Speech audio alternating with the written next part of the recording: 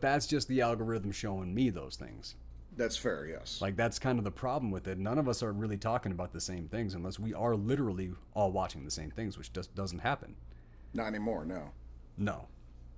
Uh, Just I remember when I was in I remember when I was in junior high, man. Literally every Monday morning in junior high, like the whole time in the cafeteria waiting for class to start, all we did, all that entire time, is basically just regurgitate what we saw on Saturday Night Live 2 nights before. It would, like, literally, that was it. Come in Monday morning, sit down. All my friends are there, and all we're doing, like, okay, did you see this one? Yeah, that was funny. And when he said this and this, yeah, that was funny. And then after that, did you see this? Yeah, I saw it. That was fun. Yeah, and then he did this, and that was fun. Like, that literally was my entire Monday morning every week, was just repeating Saturday Night Live to each other. Hacky sack. Every free moment between classes, everything like that, show up for school early, everything like that, hacky sack. That's all we did, man. Like, I saw your crowd from a distance. I did not care for you.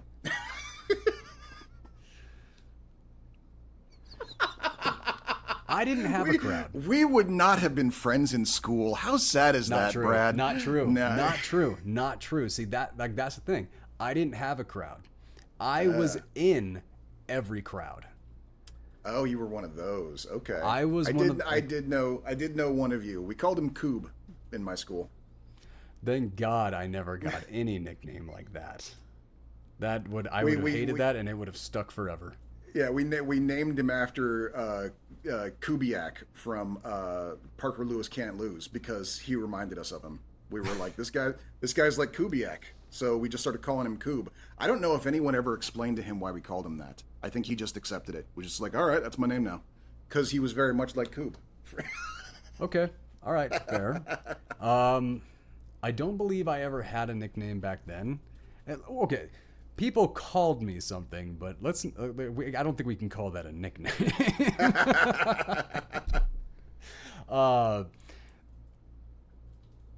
Fuck. High school sucks. It's a fucking aquarium is what it is. We're all just a bunch of dumb, mindless fishes swimming around in circles waiting for somebody to feed us. That's how it is, you know? Well, that was the thing. Like, so when I was in high school, like, I would go snowboarding with some of the cooler kids. During lunch, I would drive around with the stoners, not because I was a pothead, but because I was a cigarette smoker. So if I was going to be allowed to smoke in anybody's car or anything like that, it was going to be the frickin' car that was rolling down the frickin' gravel roads with just miles and tons of smoke rolling out the windows. So that was just the most convenient thing for me. Sure. Yeah. I hung out with the hillbillies and the rednecks and all that because, well, we were in class, we had fun, and like I was kind of an adrenaline junkie. So you put me in like a rednecked out pickup and you go jump some prairie roads, I was there for that. Sure, yeah. I was also the guy who was the drama guy on stage doing the goof. Like, no, I was in every single group, but I didn't belong to any group. So no parties, no after school hangouts, no anything like that. That was not part of my high school experience. But when people saw me, it kind of looked like I was a popular dude because there was like, I was never quiet. I was talking to this person. I was talking to that person. I was over here. I was like, hey, how's this guy? I knew what was going on all the time. So a lot of people thought that I had stuff going on. Hell no. All through high school, I was hanging out at home by myself. Oh, okay. Yeah. But it was the same thing that happened in Portland. Like, I showed up to Portland. I went to Goodwill and I just bought a bunch of suits and I showed up to everything wearing a suit. So everybody thought that I was successful. I had money and all this. So people kept trying to bring me in on stuff, but I never showed up to anything. You want to come to this party? It sounds cool. I'll think about it. No, I wouldn't go. Except for the one I did. And this is the single smartest move that I made in the entire time I was in the entertainment industry. I got invited out to you. I knew you at this point. I had just met you at this point.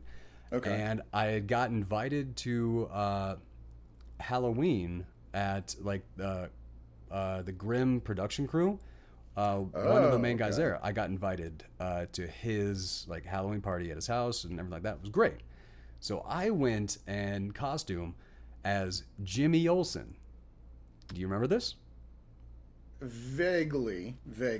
So I show up to this party where I know nobody, just the person who invited me, and I barely met him. So my plan was to take my camera and dress up as Jimmy Olsen, go there, take pictures of everybody in the party, tell them to go to my Facebook and tag themselves in it. So in one night, within 24 hours, I went from not knowing pretty much fucking anybody to being connected to all of the production crew and like the most well-known actors in Portland.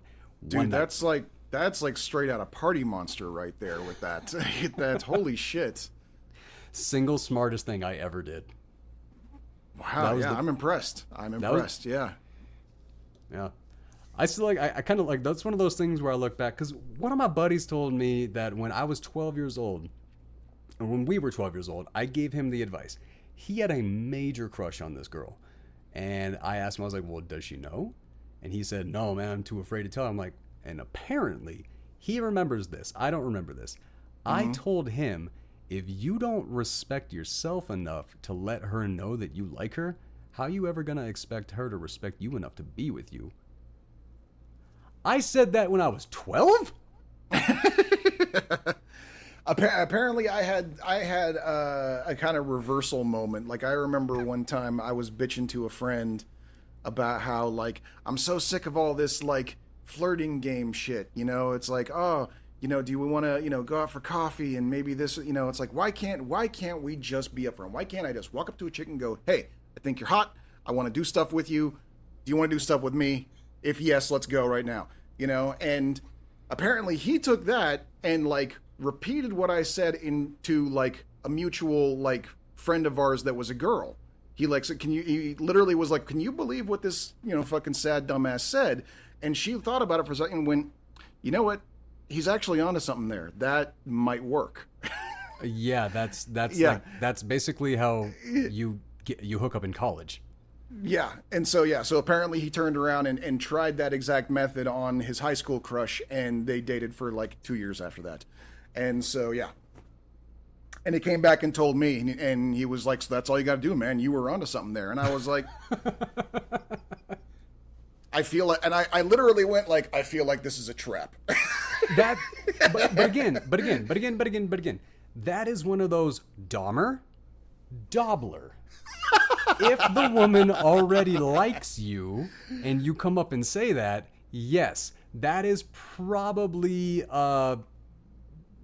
true. I can't say that word. Very, very successful working line. But if they're not into you, or if they have never met you, that is not a first line to say to somebody. No, for sure. Yeah. I really don't think it might be. And we're not, I mean, I'm not going to sit here and say that every single woman that walks the planet is classy. Right. Like, I know myself. I know some of the women who have been with me, and I was not always a class act, so I'm not going to say they were either. I mean, two wrongs did not make a right. We just made a really douchey whatever.